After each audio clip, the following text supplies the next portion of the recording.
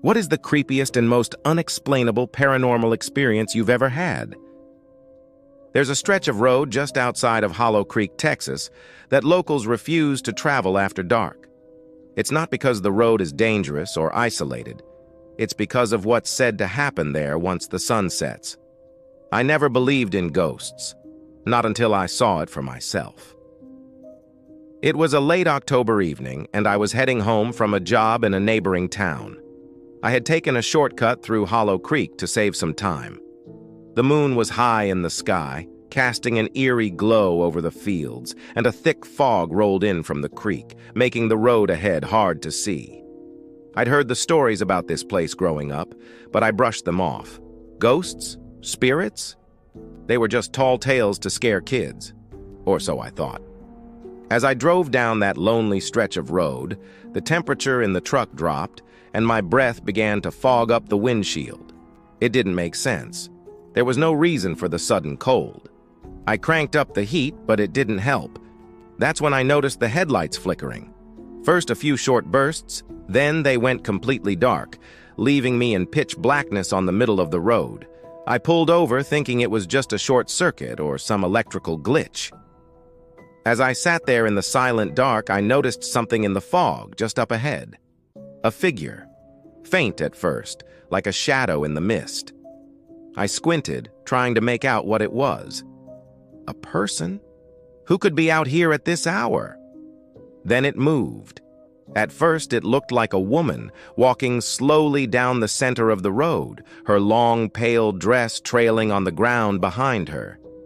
But something was wrong. Her movements were stiff, unnatural, as if she was struggling to walk. Her head hung low, hair obscuring her face.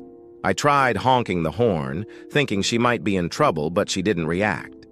The hair on the back of my neck stood up. I don't scare easily, but there was something about this figure, something that felt wrong. I could hear a faint sound now, like soft whispering, but it wasn't coming from the radio. It was coming from outside. I rolled the window down just a crack to listen. The whispering grew louder, but I couldn't understand the words. It was like 1,000 voices all at once, talking over each other in a language I didn't know. Then, the woman stopped. She lifted her head slowly, and my heart nearly stopped. Her face, if you could call it that, was a twisted, hollow mask.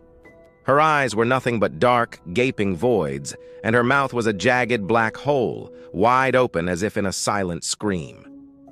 There was no light, no life in her expression, only endless darkness.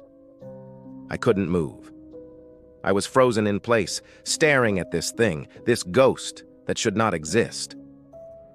The whispering grew louder, turning into a wailing scream, a sound so terrible it felt like it was tearing through my mind. The air around me became suffocating, thick and cold, as if I was drowning in that fog. Then she started moving toward me, slowly at first, then faster, her feet barely touching the ground. Her arms reached out, long and bony, like claws ready to tear through the truck. I slammed the car into reverse, my heart pounding in my chest as I fumbled to get away, but the truck wouldn't move. The wheels spun in place, kicking up gravel, but I was stuck. She was getting closer. I could feel the cold creeping into the cab, like icy fingers wrapping around my throat. The wailing was deafening now, drowning out every other thought in my head.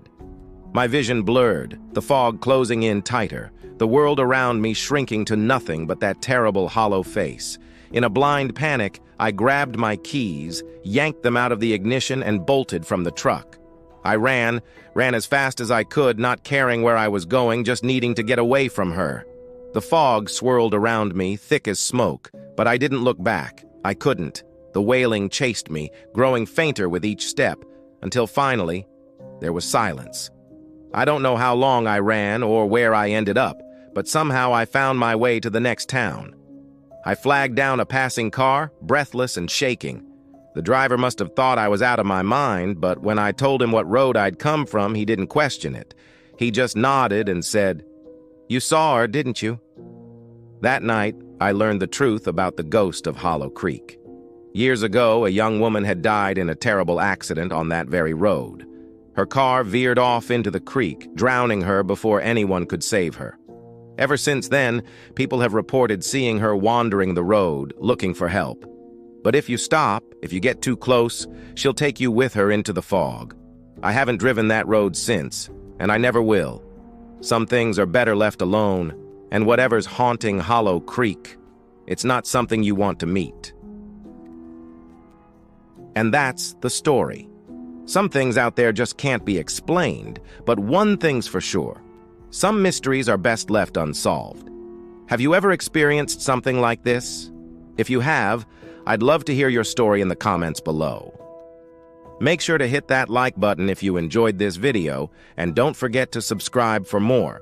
Turn on notifications so you never miss a story that might make you think twice about things. Thanks for watching.